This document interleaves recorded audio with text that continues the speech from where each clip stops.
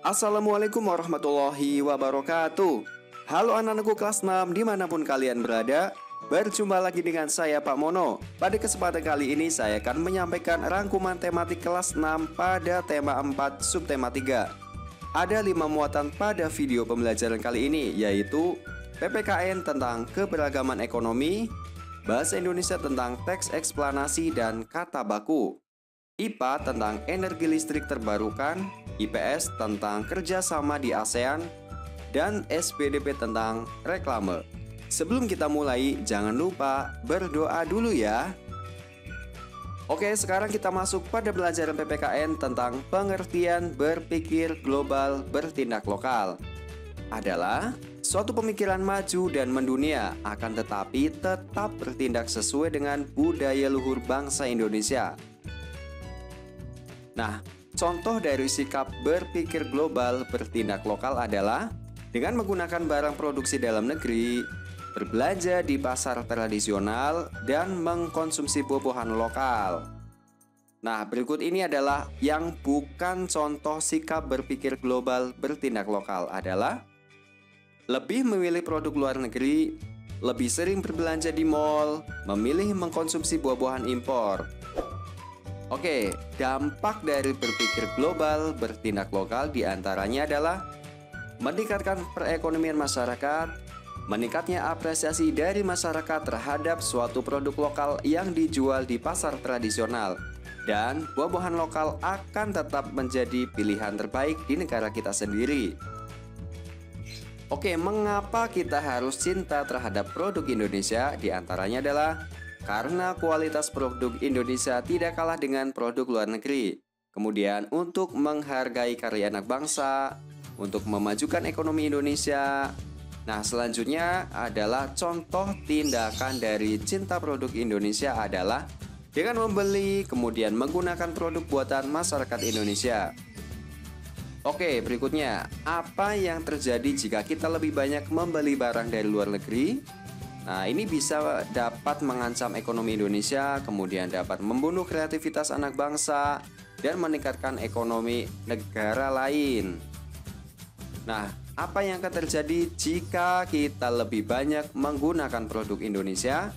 Tentunya kondisi ekonomi Indonesia akan meningkat, kemudian membuat lapangan kerja semakin banyak, dan kreativitas anak bangsa dapat berkembang lebih jauh. Oke, berikutnya adalah contoh cinta produk Indonesia dalam kehidupan sehari-hari, diantaranya adalah dengan memakai baju batik, menggunakan kipas angin produk lokal, menggunakan sepatu produk lokal, dan belanja di pasar tradisional. Nah, cinta produk Indonesia ini merupakan sikap atau menyukai dan menghargai suatu produk yang diproduksi di Indonesia dengan menggunakan dan memperkenalkannya.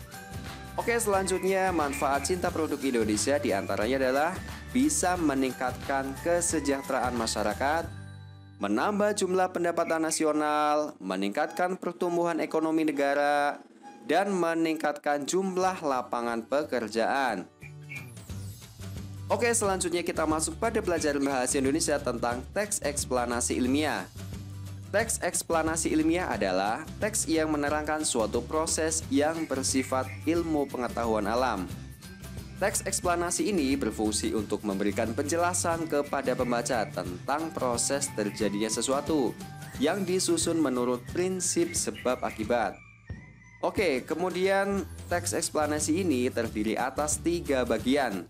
Yang pertama ada pernyataan umum atau pembukaan, kedua ada deretan penjelas atau isi, dan ketiga adalah penutup atau kesimpulan. Oke, sekarang kita akan mengenal masing-masing bagian teks eksplanasi. Yang pertama adalah bagian pernyataan umum atau pembuka, ini berisi informasi singkat tentang apa yang akan dibicarakan atau diinformasikan. Yang kedua, bagian deretan penjelas atau isi ini berisi urutan uraian atau penjelasan tentang proses dari peristiwa yang terjadi dan dijelaskan secara bertahap atau berurutan. Yang ketiga adalah bagian penutup atau kesimpulan, adalah kesimpulan yang berisi interpretasi atau pendapat singkat penulis tentang topik yang dijelaskan.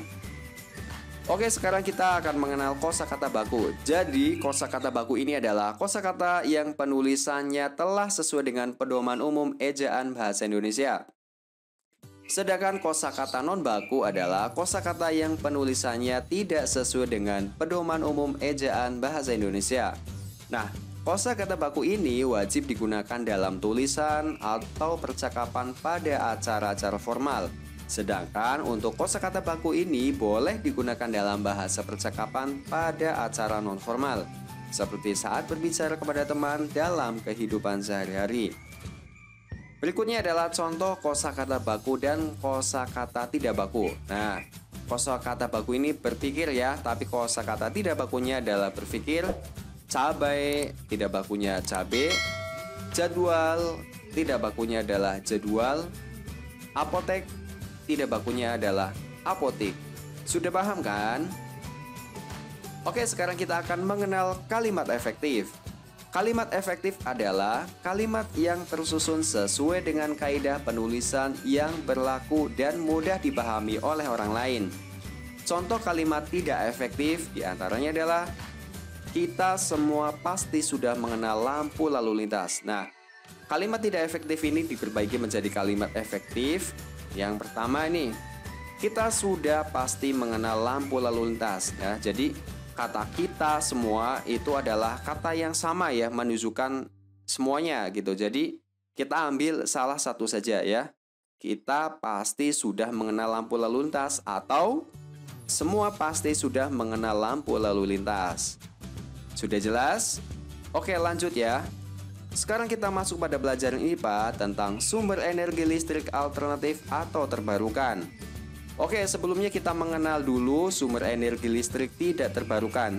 Jadi kalau tidak terbarukan ini artinya apabila digunakan terus-menerus akan habis. Contohnya adalah dari minyak bumi, gas, dan batu bara ya. Ini kalau digunakan terus-menerus akan habis. Nah, sebaliknya contoh sumber energi listrik terbarukan atau bisa digunakan terus-menerus diantaranya adalah air, sinar matahari, angin, dan tidal atau ombak.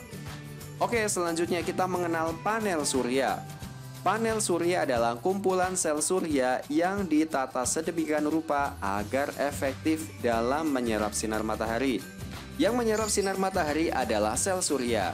Nah, sel surya sendiri ini terdiri dari berbagai komponen yang dapat mengubah cahaya menjadi listrik.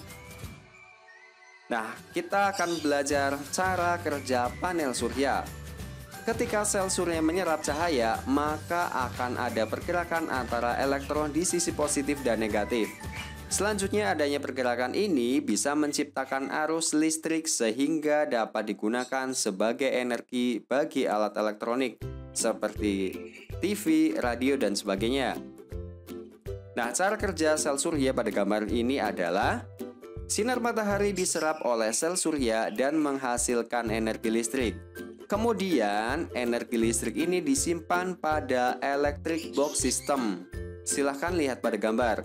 Kemudian, disalurkan untuk menyalakan seperti lampu, radio, televisi, dan lain sebagainya.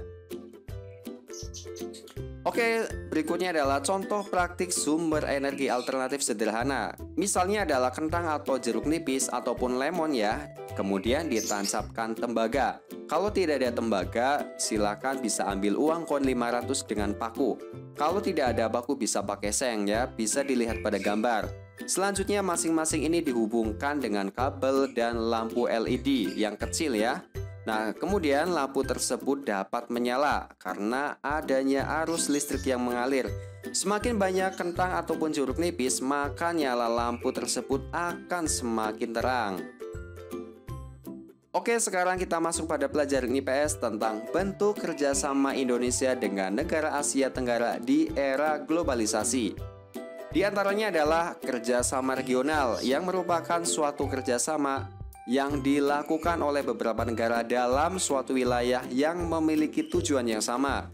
Kerjasama bilateral ini merupakan kerjasama yang dilakukan oleh dua negara.